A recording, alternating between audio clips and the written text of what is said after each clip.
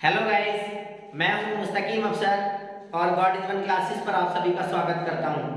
मैं आज आपको जेरंड और इन्फिनेटिव और पार्टिसिपल टॉपिक लेकर आया हूं, तो मेरे साथ बने रहें और सीखने का प्रयास करें और अपने साथियों में एक बार बता दें गॉड इज वन क्लासेस को सब्सक्राइब कर लें, साथ में बेल आइकन को प्रेस कर दें ताकि आने वाली नोटिफिकेशन आपको मिल जाए।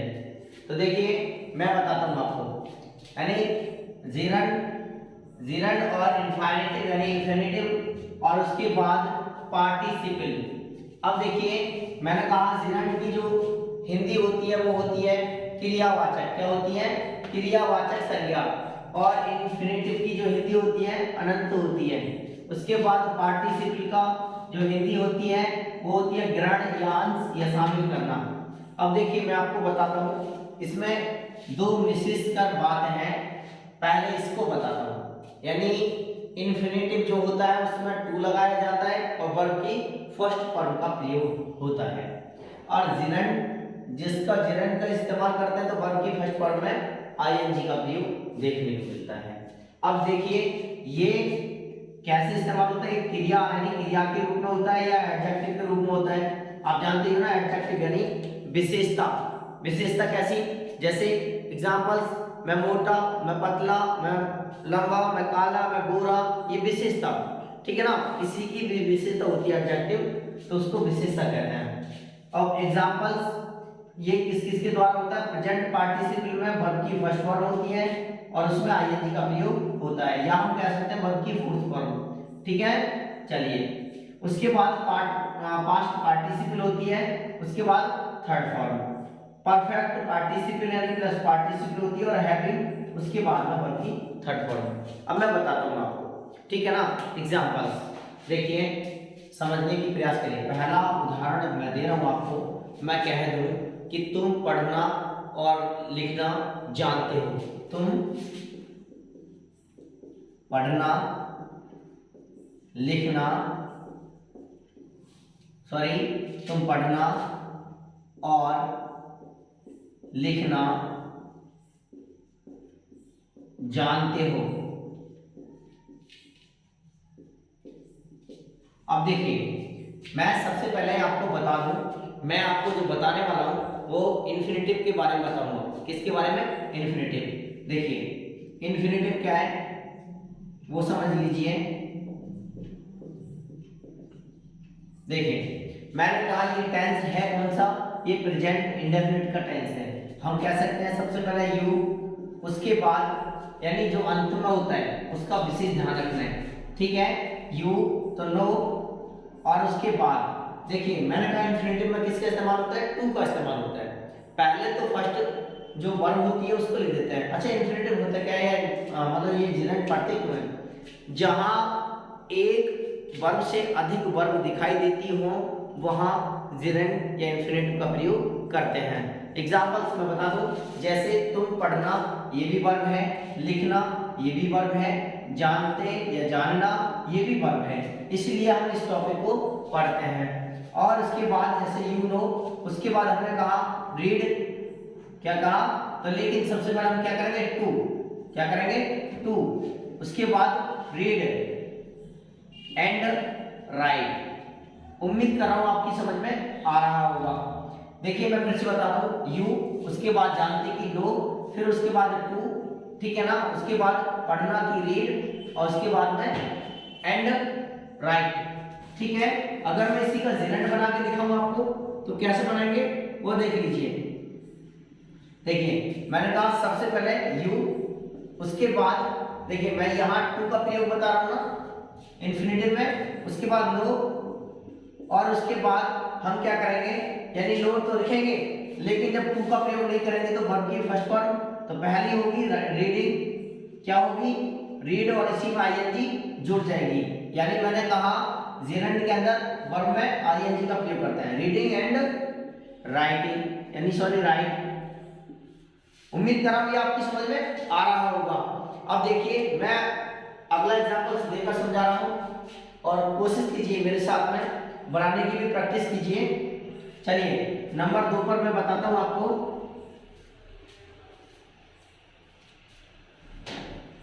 जैसे मैं कह दूं महक धोखा और झूठ बोलना जानती है, महक धोखा और झूठ बोलना जानती है। तो देखिए यहां समझने का प्रयास करें, मैं इनफिनिटिव में बना रहा हूं पहले, उसके बाद समझ लीजिए। फिर उसके बाद हम पार्टिसिपल का मतलब किस तरीके से आईएनजी लगती है, और मैंने आपको पिछले टेंस में बता भी दिया है, ठीक है ना। जैसे प्रेजेंट कंटीन्यूअस या पास्ट कंटीन्यूअस या फ्यूचर कंटीन्यूअस किस तरीके से मैंने बताया आपको पास्ट पार्टिसिपल का प्रयोग किस तरीके से होता है। अब देखिए इनफिनिटिव यानी इन्फिनेटिव तो करते हैं हम लोग, देखिए महक, अब उसके बाद ये सिंगुलर है, जानना कि नोज हो जाएगी, क्या हो जाएगी, नोज। अब उसके बाद देखिए मैंने कहा टू का प्रयोग होगा, किसका, टू का, धोखा देना, डिसबिलीव, डिसबिलीव, और उसके बाद and tell a lie, tell a lie. उम्मीद कर रहा हूं ये आपकी समझ में आ रहा होगा। देखिए मैं बताता हूं यहां, tell a lie, tell a लाई, ठीक है। अगर मैं इसका जिनेंट बना के दिखाऊं आपको तो किस तरीके से बनाएंगे, सबसे पहले लिखेंगे महक और उसके बाद नोज, लिख लीजिए नोज। अब देखिए टू को हटाएंगे, क्या लगाएंगे, आईएनजी का प्रयोग करेंगे, तो डिसबिलीविंग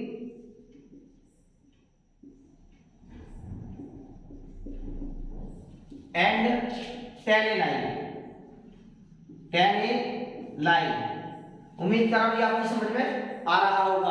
अगर मैं और भी दे दूं आपको कि भौंकने वाले कुत्ते कभी काटते नहीं हैं, देखिए मैं बताता हूं आपको,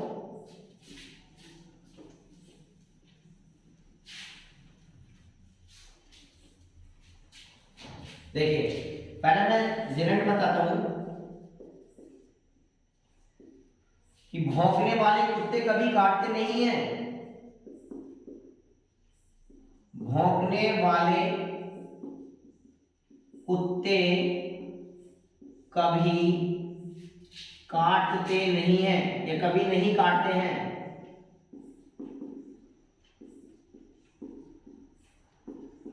तो देखिए मैं कह सकता हूं इसके लिए वार्किंग, अब मैंने यहां आईएनजी लगा दी तो इसका मतलब जिनेंट है ये, वार्किंग डॉग्स सेल्डम वाइट, भौंकने वाले कुत्ते काटते नहीं हैं। अगर मैं और भी बता दूं आपके लिए, जिस तरीके से अगर ये बनाना हो आपको इनफिनिटिव, तो इसको क्या करेंगे, टू लगाएंगे, वार्क और उसके बाद डॉग्स सेल्डम वाइट, इस तरीके से ये क्या बन जाएगा, यानी इन्फिनेटिव बन जाएगा। क्या बन गया, ये इन्फिनेटिव बन गया। अगर और भी मैं कह दूं गाना एक सुंदर कला है, क्या कह दूं मैं, गाना एक सुंदर कला है,